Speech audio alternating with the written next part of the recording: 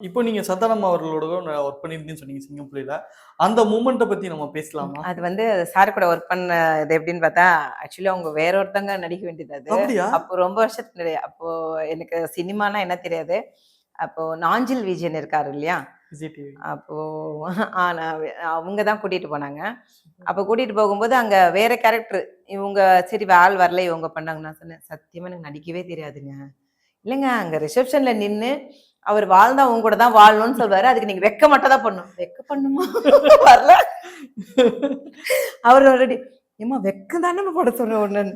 அப்புறம் எனக்கு வெக்கப்பட வரல. அவர் திருப்பி வந்துட்டு ஜீவா சாரும் அவங்க வந்து நின்னுட்டு, "ஏங்க வெட்கப்படுங்க. நாங்க திரும்பி போன அப்புறம் அவர் 2 வாட்டி பண்ணி சொன்ன அப்புறம் தான் நான் பண்ணேனே அத."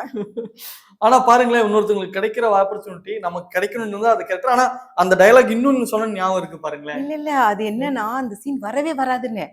அ ரைட்டு அது பார்த்தீங்கன்னா, நாங்க எல்லாரும் மூவி போயிருக்கோம் ஃபேமிலில. கடவுளே நம்ம நடிச்சது யாருக்குமே தெரியாது. நம்ம யாருக்கும் தெரியாது.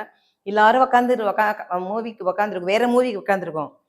டைட்டில்ல பார்த்தீங்கன்னா, இதான் அப்புறம் வாழ்ந்தா உன் கூட தான் வாழ்ந்தா. ஐய்யய்யோ! இங்கேயேவா? இங்கேவா? அவ்வளோதான் அள்ளு விட்டுச்சு. வீட்ல அவ்வளோதான் போல இருக்கு. வீட்டுக்கு தெரியாம பண்ணிட்டு வந்தது.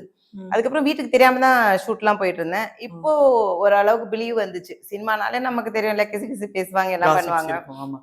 காசிப் இருக்கும். இப்போ ஒரு பிலீவ் வந்துச்சு, நம்பிக்கை வந்ததுனால, இப்போ வீட்டுக்கு தெரிஞ்சே நடிக்கிறது. சிறப்பு.